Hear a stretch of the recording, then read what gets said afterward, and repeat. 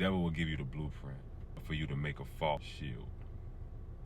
And that shield would not only be a shield, it will be a reflection. So every time you look in it, you can present yourself each and every day.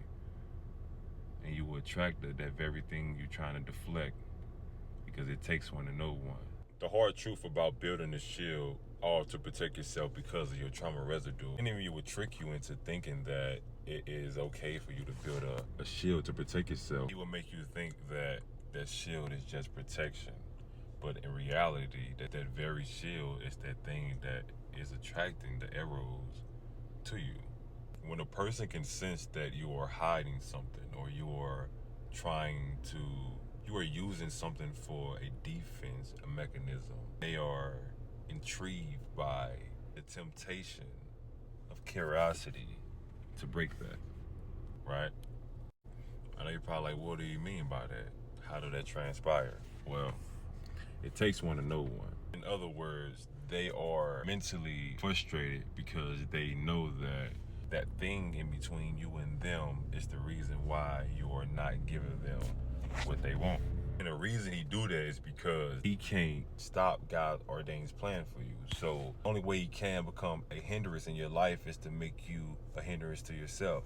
So he will make you self-destructive. And that's why I say he will give you the blueprint on how to make the armor, and the armor would not only be a armor that you think it is blocking people out, but it would be an armor of reflection. Therefore, every time you look in the armor, every time you look it in the face, you're looking at yourself, and you always see the things that you don't like about yourself. That's why over time the armor become exhausting, because not only you carrying a false heavy armor, you're also looking at yourself every single day, and you know that's not you. You know that's not who you really are.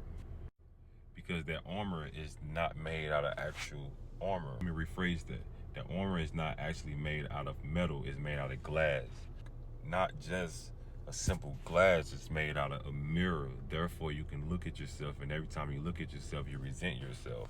And the devil, he gives you the blueprint on how to make that specific shield. Therefore, it will work in his favor. It will not only be a shield, it will be a mirror to not only you, but the people that's also going through or been through the same traumatic experiences as you.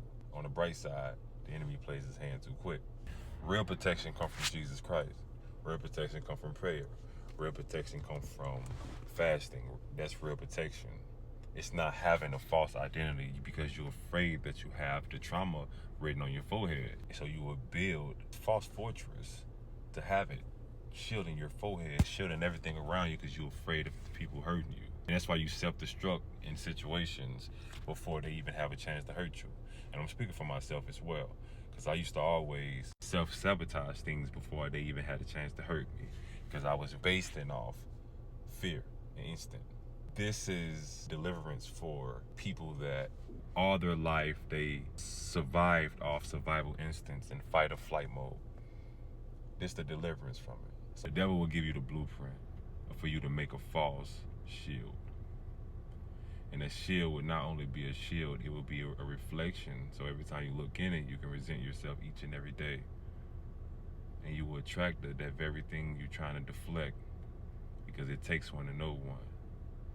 And there's people that walk around here with a shield as well. So it's a free-for-all thing. It's who can break whose.